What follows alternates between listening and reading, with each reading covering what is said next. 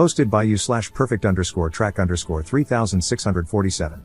Last night, my 33M wife, 33F, came home from work and pulled out a container of something I wasn't familiar with and sat down to eat. She works at a grocery store, so I normally don't think too much about it, but when I got a whiff of it, it smelled like crab salad. Now for context, my wife has a pretty intense allergy to green and red onions but is fine with yellow and white onions. In America, we do have ingredients listed on packages as required by law. However, companies are allowed to be vague with certain ingredients, and onions are one of those.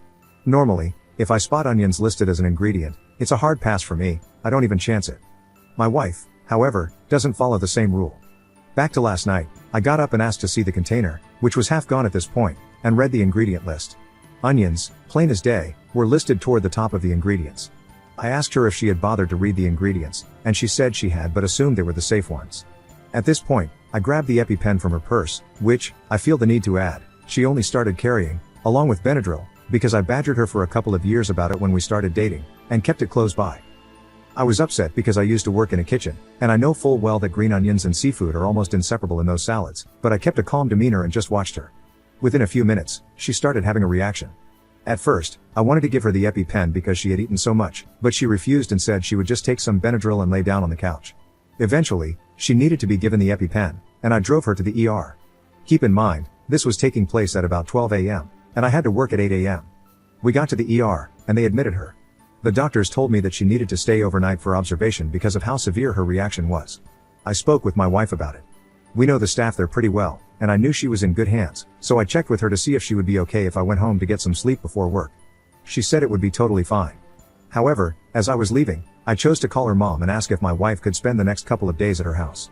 You see, I was furious with her at that moment because I felt like I was the only one who took her allergies seriously, and I'm not even the one who could literally die from eating the wrong onions. This isn't the first time she has been careless and ended up needing to go to the hospital because of her reaction.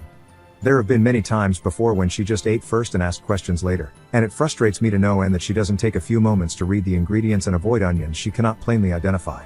Since I wasn't getting through to her, and the hospital visits seemed to make no difference, I decided that having her stay at her mother's house for a few days might send the message. I got home, packed her a suitcase for the next few days, and when I got the call that she was being discharged at 7 a.m., I picked her up and drove her to her mother's house. I told her as I was dropping her off that this wasn't permanent, but I needed a couple of days to cool down, and she needed to be monitored anyway since she had just gotten out of the hospital. I felt this was the best course of action. She cried a lot and begged me to take her home instead, but I refused to budge. Her mom brought her inside, and I told her that I would be blocking my wife's calls for the day while at work, so if there was an emergency, she would need to contact me through her mom. Her mom agreed and told me that this was probably the best idea since she was just as frustrated that her daughter didn't seem to take this seriously. So here I am now, at work and feeling like I might be overreacting by kicking her out for the next few days. Did I? Edit. So, I realized after reading a few responses that I might seem a little heartless here, so I want to clear a few things up. I am only blocking her calls during work because it's a double shift, and I need to be fully attentive to my job. Since I didn't get any sleep, it's going to be challenging enough as it is. If something serious happens, her mother can and will call me. Second, I packed her favorite things and I'm having her favorite dinner sent to her mom's house tonight, so she is well cared for and not just being abandoned. I would never just abandon her, and my frustration comes from a fear of losing her to something as avoidable as an allergic reaction. I also picked up an additional shift for tomorrow to make up for the time she's missing from work, so she won't have to worry about the lost hours. I am and will always support her, but this is somewhat of an intervention for her as well. Update 8 days later. It's been a wild week, but I finally have the time to sit down and update you all on what's been going on. After dropping her off at her mother's house last week, she actually started having a secondary reaction and had to return to the hospital for observation. They kept her overnight and closely monitored her to make sure she wasn't getting worse. I visited her after work, and we talked for a long while about everything. She immediately apologized to me for everything that had happened and opened up about what's been going on. My wife has been struggling a lot mentally. She tends to get sick easily, and up until a couple of years ago, she was dealing with gastroparesis, so for a long time, she was chronically ill.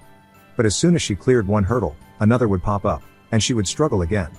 Over the past few weeks, she's been struggling a lot with feeling like she isn't in control of her life. She was let go from her last 2 jobs because of downsizing, and so this was like a minor form of rebellion. Normally, if she has a reaction, she can take some Benadryl and be okay. She told me she thought this would be the same. I reminded her that the past few times, we had to go to the ER, and she told me she had forgotten about those incidents. She looked genuinely shocked that she couldn't remember them, so I believe she didn't. We spoke with a mental health specialist, and she told us she felt confident my wife wasn't suicidal but that she was dealing with a lot. She reminded her that she needs to talk about what's going on. My wife acknowledged this and promised to do better. She was discharged and sent home with a short-term prescription for some steroids to help, and I took her back home. The next couple of days were hard for her. The steroids made her feel miserable, and she repeatedly told me that this was definitely the worst she had felt in a long time. I sympathized but also reminded her that this was pretty avoidable. She made a commitment to be more careful, and later, I could see that she was serious. We went out to shop for Thanksgiving, as we were still planning to host before all this happened, and when I tell you that watching my wife meticulously reading each ingredient label almost made me cry, I mean it. My wife isn't the kind of person to make empty promises, but seeing her actually being proactive made me so happy inside. When we passed the seafood section, she flipped off the crabs, and I laughed harder than I have in a long time. Thanksgiving came and went with no problems, and honestly, I noticed my wife seemed a lot happier than she had been. When I mentioned this after dinner, she admitted that she felt like a large weight had been lifted off her shoulders after our talk in the hospital about her mental state. She felt silly for keeping all of her worries inside for so long. I ended up showing her my post, and she was actually receptive to it. She did mention that some of the commenters were a little mean and that the one about me getting a vasectomy was hilariously unhinged, but overall, she was a good sport. So we are doing well overall now. We want to thank everyone who reached out and all the commenters who were genuinely trying to be helpful.